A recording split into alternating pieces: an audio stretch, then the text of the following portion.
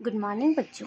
पिछली क्लास में जो है ना हमने जोड़ और घटा के जो गुणधर्म होते हैं उनके बारे में जाना, उनके गुणधर्मों के प्रकार को जाना। आज की क्लास में जो है ना हम गुणा संक्रिया के गुणधर्मों को जानेंगे कि गुणा जो है किस किस प्रकार से किस किस गुणधर्म से बनाई जाती है। ठीक है, तो हमारा जो टॉपिक है आज का वो है गुणा संक्रिया के क्या चीज गुण धर्म। ओके, गुणा संक्रिया जो है ना इनके हम लोग क्या जानेंगे, गुणधर्म को जानेंगे। तो बच्चों पिछले क्लास में जो है ना हमने 3 या 4 गुणधर्मों को जाना था, है ना। आज की क्लास का जो पहला गुणधर्म है ना गुणा संक्रिया का वो है निमीलन नियम। ये हमारा जोड़ और घटा वाला में भी था। फर्स्ट रूल जो है वो था निमीलन गुण मतलब नियम। सबसे पहला जो नियम है वो है निमीलन नियम।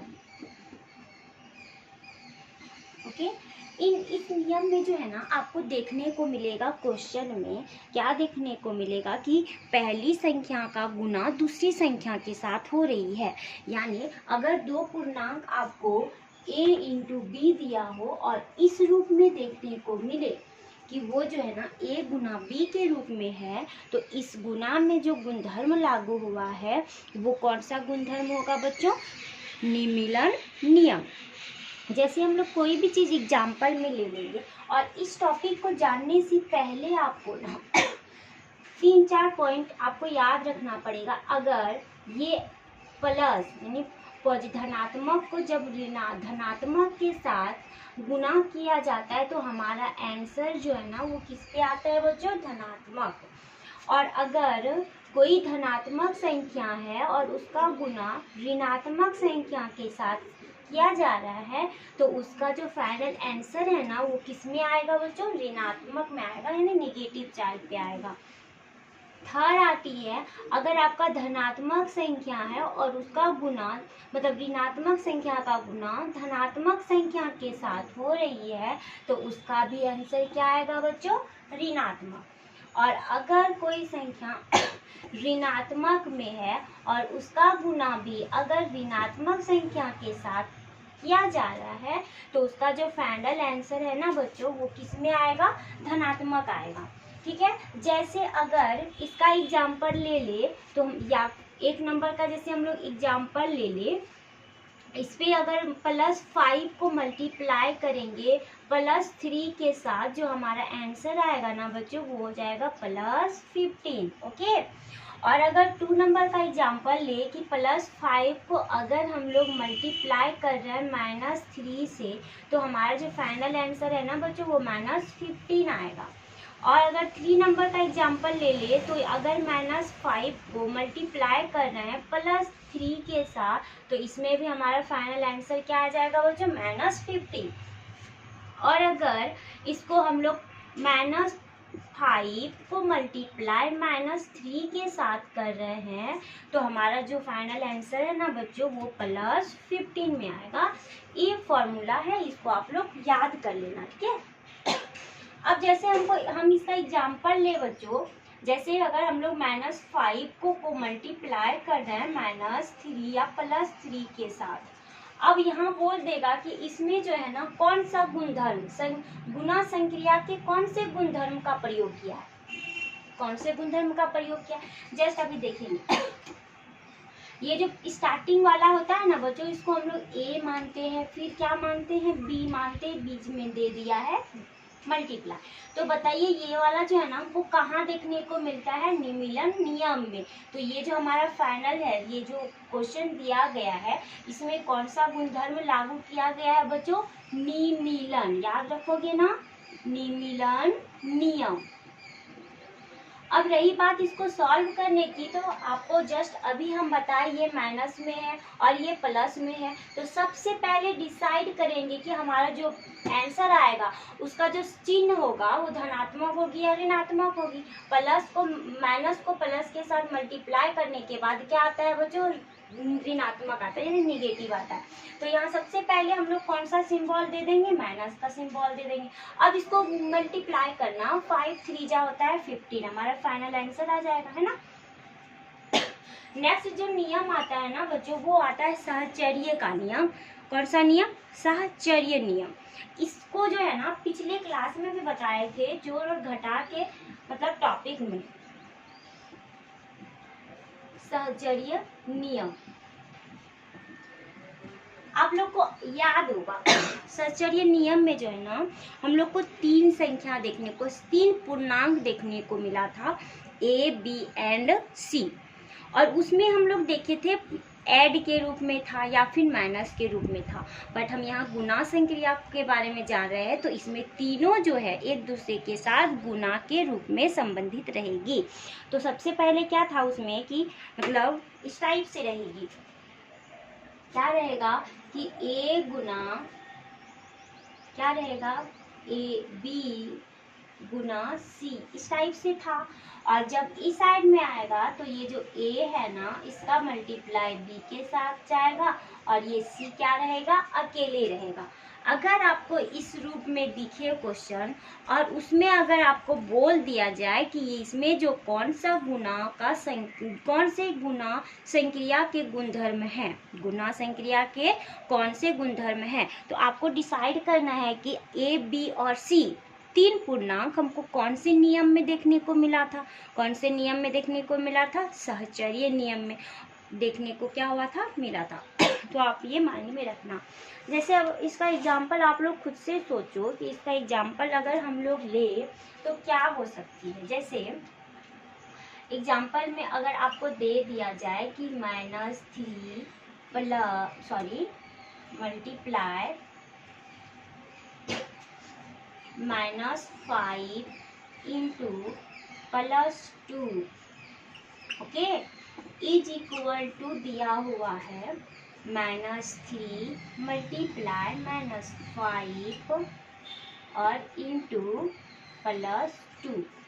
अब बताइए बच्चों, इस टाइप से क्वेश्चन दिया रहेगा और आपको पूछेगा कि गुना संक्रिया के कौन से गुणधर्म इसमें लागू किया गया, तो हम सबसे पहले डिसाइड करेंगे कि ये जो है ना ये A है, ब्रैकेट है, इसके बाद इसको मानते हैं B बच्चों, इसको हम लोग C मानते हैं, ओके, इस रूप में है। इसके बाद ये देखो बच्चों, ये हमारी A है ना, और ये हमारी B है और ये हमारी क्या है, C है। आ गई ना इस रूप में। अब बताइए ये वाला रूप जो है ना कौन से गुणधर्म में देखने को मिलती है, साहचर्य नियम में। तो हमारा जो इसका आंसर हो जाएगा ना बच्चों, वो कौन सा नियम हो जाएगा, साहचर्य नियम। आप लोग याद रखना कौन सा नियम, साहचर्य नियम, ओके। नेक्स्ट गुणधर्म आती है 3 नंबर में। कौन सा गुणधर्म आता है, याद होगा आप लोग को, एक गुणधर्म है इसमें क्रम विनिमय नियम, जो कि हम जोड़ और घटा वाला टॉपिक में भी पढ़े थे। क्रम विनिमय में कितने पूर्णांक था बच्चों, 2 पूर्णांक था, A और B था। और क्या हो रहा था उसमें जो है ना, उसका जो ना क्रम चेंज हो रहा था। क्या चेंज हो रहा था, A के जगह में B जा रहा था और B के जगह में C जा रहा था, है ना। याद आ रही है ना आप लोग को, क्या होगा यहाँ, क्रम विनिमय नियम। क्रम विनिमय नियम में आपको देखने को मिलेगा A गुना B is equal to B गुनी A, इस टाइप से आपको देखने को मिलेगा। तो आप लोग एग्जाम्पल खुद से ले लेना, ओके। अब 4 नंबर में आती है, क्या आती है, 4 नंबर में हम लिखे तो लिख सकते हैं योग पर गुणन का वितरण नियम। कौन सा, योग पर गुणन का वितरण नियम, आप लोग लिख लो।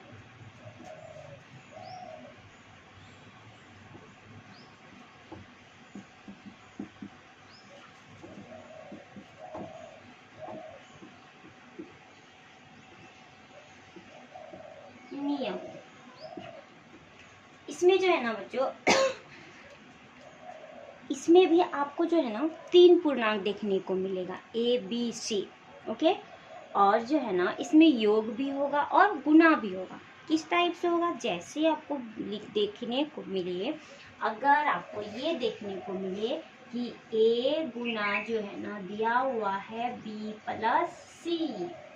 ओके, इस टाइप से है। और इक्वल में दिखने को मिलेगा ए गुना बी प्लस ए गुना सी। अगर आपको ये देखने को मिले ना बच्चों, तो आप लोग क्या मानना कि ये जो है ना क्या है, योग पर गुणन का वितरण नियम है। यानी अगर ए गुना के रूप में है ए बी प्लस सी का, और ये ए का मतलब हम पिछले क्लास में भी बताए हैं कि अगर आपको इस रूप में दिखे तो ये जो स्टार्टिंग ए है कोई भी पूर्णांक हो तो इसका ना गुना इन दोनों के साथ करते हैं। यानी एक बार ए गुना बी करेंगे, फिर जो सिंबल होगा, अगर यहाँ पे जोड़ है तो जोड़ देंगे, घटा है तो घटा देंगे। ठीक है, ए गुना बी किए, फिर प्लस का सिंबल है तो हमने यहाँ प्लस दिया। इसके बाद ए गुना क्या करेंगे बच्चों, सी, वही हमने यहाँ पे लिखा है। अगर आपको इस रूप में देखने को मिले, क्वेश्चन दिया हो और ऐसे रूप देखने को मिले, तो आपको अगर गुणधर्म पूछे तो आप क्या गुणधर्म बताओगे, ये वाला नियम बता देना। ठीक है, क्या कि योग पर गुणन का वितरण नियम लागू किया गया है। जैसे आप लोग खुद से एग्जाम्पल सोचो और यहाँ पे लिखो। जैसे एक एग्जाम्पल मैं ले रही हूँ, जैसे आपको दिया जाए कि अगर -2 को मल्टीप्लाई कर रहे हैं हम लोग -3 प्लस 7 के साथ। ओके, अब देखो बच्चों, ये हमारी ए है, ये बी है, ये सी है कि नहीं, है ना। अब हम इसको इसके साथ गुना करते हैं, है ना, तो क्या लिखेंगे, -2 मल्टीप्लाई क्या, -3। ओके, अब ऐड का सिंबल है, हमने ऐड दिया, फिर ए है तो -2 इंटू क्या हो जाएगा 7। ओके, अब इसको मल्टीप्लाई करेंगे, जस्ट अभी हमने रूल बताया था, माइनस को माइनस के साथ मल्टीप्लाई करेंगे तो हमारा जो फाइनल आंसर है वो प्लस में आएगा। 3 इंटू 2 इज इक्वल टू 6। अब प्लस है, पहले हमने प्लस दिया, अब जस्ट इसके सामने कुछ नहीं है तो प्लस है ना बच्चों, प्लस है। और जब माइनस को प्लस के साथ मल्टीप्लाई करेंगे तो हमारा जो फाइनल आंसर है ना वो माइनस में आएगा। तो 7 2 जा 14 होता है। क्या होता है बच्चों, 7 2 जा 14। अब जस्ट अभी हमने बताया था क्या कि ये जो प्लस है और माइनस, यहाँ पे मल्टीप्लाई छिपा है। प्लस और माइनस जो है ना क्या होता है बच्चों, जल्दी बोलो, प्लस और माइनस क्या होता है, जल्दी बोलो, माइनस होता है। क्या होता है, माइनस होता है। बड़ी में भी माइनस का काम करेंगे, यानी घटा का काम करेंगे, फिर डिसाइड करेंगे कि अगर जिस संख्या में जिस चीज का सिंबल है, बड़ी संख्या में जिस चीज का, यहाँ पे 6 है, यहाँ पे 14 है, इसमें से बड़ी कौन है बच्चों, 14 है, और 14 के आगे किस चीज का सिंबल है, माइनस का, तो हमारा जो आंसर है ना माइनस में आएगा। अब बताओ कि 14 में 6 गया, कितना बचेगा बच्चों, 8, तो हमारा आंसर ये वाला हो गया। ठीक है, इस टाइप से जो है ना आप लोग सॉल्व कर लेना। अब नेक्स्ट एक गुणधर्म बच गया जिसका नाम है गुणन तस्मक नियम। ठीक है, तो इस ये नियम उतना इम्पोर्टेंट नहीं है, तो आप लोग नहीं भी जानोगे तो चलेगा। जैसे अभी मैं बता देती हूँ, हेडिंग देख के,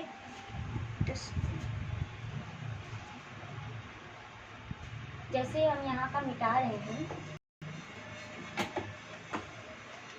अब जब भी मेरा क्लास करने बैठो ना तो कॉपी कलम लेके के बैठना। ठीक है,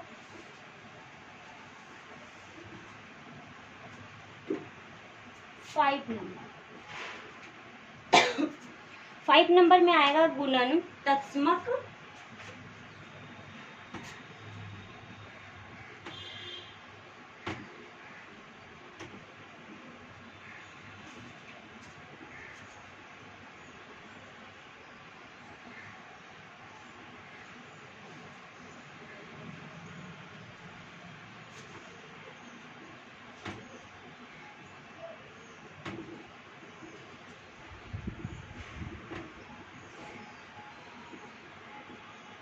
देखो बच्चों, ये टॉपिक उतना भी मतलब हार्ड नहीं है, ये कॉमन सेंस है। जैसे आपको चर और अचर के बारे में बताए थे, एक होता है चर, दूसरा होता है अचर, ठीक है। अगर आपको कोई पूर्णांक A to Z में दिया हो, किस में दिया हो बच्चों, A to Z में कोई लेटर दिया हो और उसके साथ कोई संख्या यानी कोई नंबर से हम मल्टीप्लाई करेंगे ना, तो उस नंबर के साथ ये जो लेटर दिया हुआ, ये जो हाँ लेटर अल्फाबेटिकल कोई भी लेटर जिसको हम लोग चर्च कहते हैं वो दिया होगा ना, तो इस नंबर के साथ उसको लिखा जाता है। जैसे बच्चों अगर A के साथ 1 को मल्टीप्लाई करेंगे तो हमारा जो फाइनल आंसर है ना बच्चों, ये क्या आ जाएगा, A आ जाएगा। यानी इसके आगे कुछ नहीं तो क्या छिपा हुआ है बच्चों, 1 छिपा हुआ। जैसे A के साथ अगर हम लोग 3 को गुना करेंगे तो हमारा आंसर 3A हो जाएगा, ठीक है। ये बताता है हमें गुणनत्मक अवयव के अस्तित्व का नियम। यहाँ पे आप लोग नियम जोड़ देना, इसलिए जो है ना नियम कहलाता है। अगर आपको इस रूल में देखिए, जैसे आपको दे दे कि x मल्टीप्लाई दिया हुआ है -5, ये जो गुणा का संक्रिया है ना बच्चों, किस गुणधर्म को फॉलो कर रहा है, किस गुणधर्म का इसमें प्रयोग किया गया है, तो आप ना पहले डिसाइड करना ये हमारा क्या है बच्चों, A है और ये हमारी एक संख्या है, तो ये जो है ना गुणधर्म कौन से नियम में लागू किया जाता है, ये नियम आप मार देना और इसको सॉल्व भी कर देना इस टाइप से। अब जैसे यहाँ पे माइनस है, यहाँ कुछ नहीं है तो प्लस है बच्चों, प्लस और माइनस क्या होता है बच्चों, माइनस। फाइनल आंसर हो जाएगा -5x। ओके, बहुत इजी है, आप लोग अच्छे से कॉन्सेप्ट के साथ पढ़ो तो मैथ इजी ही लगेगा।